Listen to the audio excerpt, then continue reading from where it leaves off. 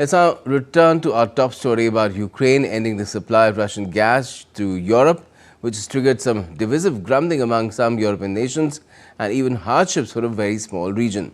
We're joined by Ambassador Mohan Kumar, former senior diplomat, to talk about it. Good evening to you, Ambassador Kumar. Now, what does this decision mean for Europe, although the EU says it has been lining up alternatives for Russian gas supply ever since the Ukraine conflict really broke out in 2022? Illustrates two things, Gautam, from my perspective. One, it illustrates the geopolitics of energy.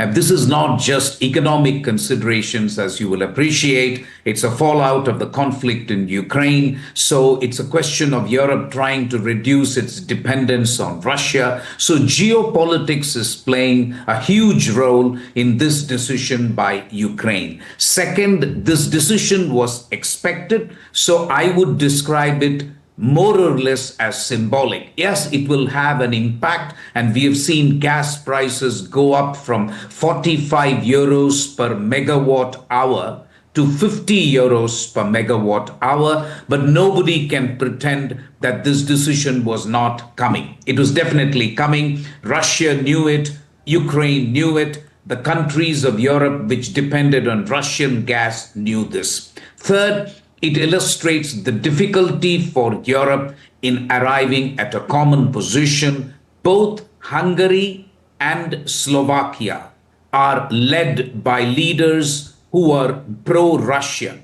They don't want this closure of this pipeline. In fact, you will observe that just 2 weeks ago, the newly elected leader of Slovakia, Robert Fico, was in Moscow meeting with Putin and trying to tell him that, listen, we should continue with energy cooperation and so on. So all in all, I don't want to go on and on, but you will appreciate there are too many contradictions involved. There is geopolitics involved, and dare I say, there is also a bit of hypocrisy involved, because not all gas supplies from Russia will cease forthwith. Countries will continue to depend on Russian gas, but yes, EU has definitely succeeded in reducing its dependence on gas from Russia. But again, the decision is skewed in favor of the richer EU nations, and those which are poorer with lesser means, both in terms of monetary as well as physical. They're the ones who are saying, like Slovakia is saying, that this is a bad decision. And you have a region, the Transnistria region, which is a breakaway region, that is saying that we are having to cut off gas when temperatures are going down to 0 degrees and even lower than that. No, you're absolutely right. The countries broadly affected are Austria, Slovakia, and, as you said, Transnistria, which is really a breakaway region of Moldova.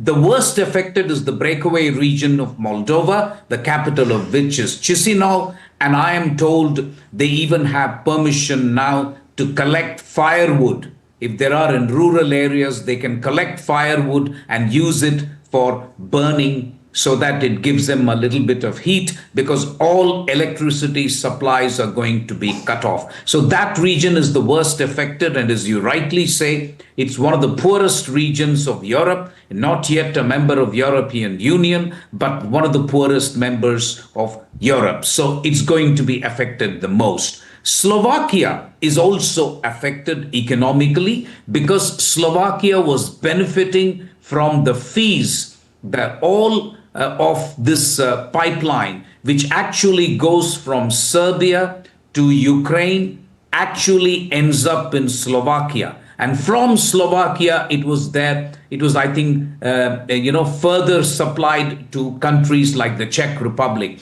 Now that this pipeline will be off, Slovakia will pay a heavy economic price. Slovakia will be able to diversify its gas supplies. So I don't think there will be power outages in Slovakia, but Slovakia will take a big economic hit.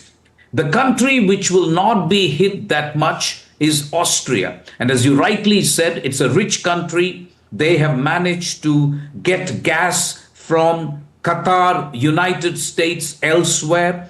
and keep their storage at 90% for this winter. So Austria will not be affected by this decision by Ukraine, but most certainly Moldova, the breakaway region, and Slovakia will be affected. Slovakia and Hungary are led by leaders who are pro Putin or pro Moscow. Both those countries don't like this. Incidentally, Hungary will continue to receive Russian gas because there is another pipeline, which is the Turk Stream pipeline, that is not going to be affected at all. So it would be wrong to say that with this decision, EU will stop taking gas from Russia. Two other avenues will remain open. One is the Turk Stream pipeline, as I said. The other is really Russian gas, which will come through liquefied natural gas and will find its way to Spanish and French ports. So those will continue, but you are absolutely spot on.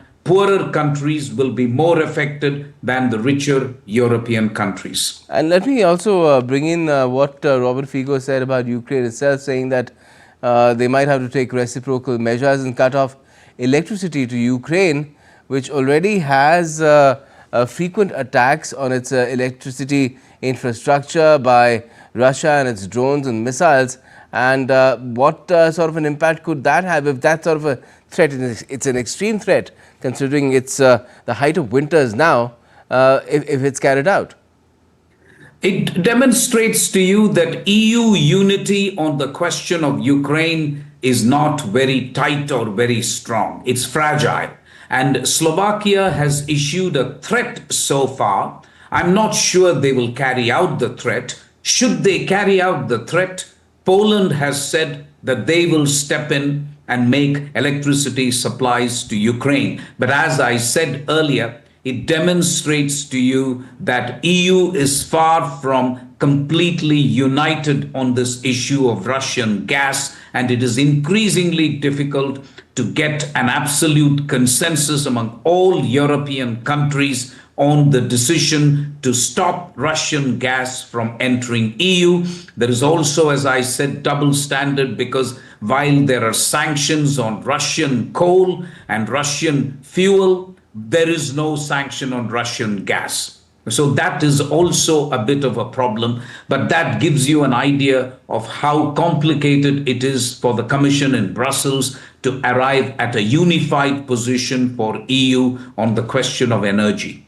And let's not forget that all this could change pretty soon after the 20th of Jan, after the Trump inauguration, when Donald Trump takes over as the next US president. I really don't know what to ask you about that eventuality, because we don't know what's going to happen after that at all. It could go the way that Trump has been indicating, that he, through some magic wand, will stop the war, will end the war within a matter of a few hours, or it might not.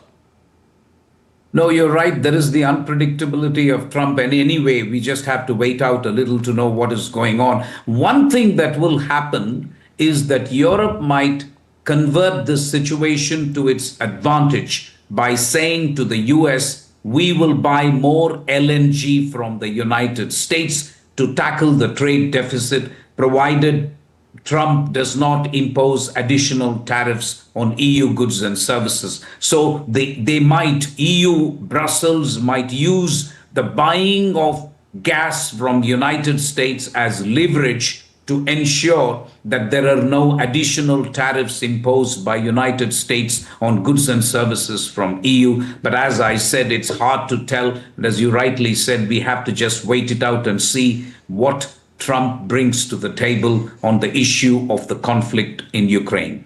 And this geopolitics of energy that you talked about initially, Ambassador Kumar, with what is happening now between Ukraine and Russia, the stopping of the gas supply to Europe, at least through one route, could it have any implications for India? It will, and that's an excellent question. The increase in price of gas will have an implication for India, because India has also started buying a lot of energy from the United States. And if gas prices increase, you see, we are under pressure to move away from coal. We cannot at once move from coal to solar or nuclear.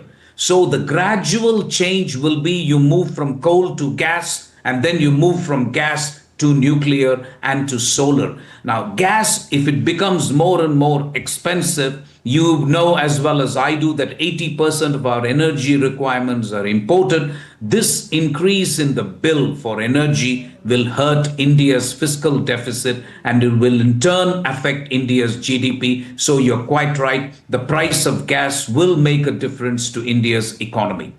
All right. Well, let's leave it there at the moment and see how things play out. Waiting 20th of January. Thanks a lot for joining us for the moment, Ambassador Kumar.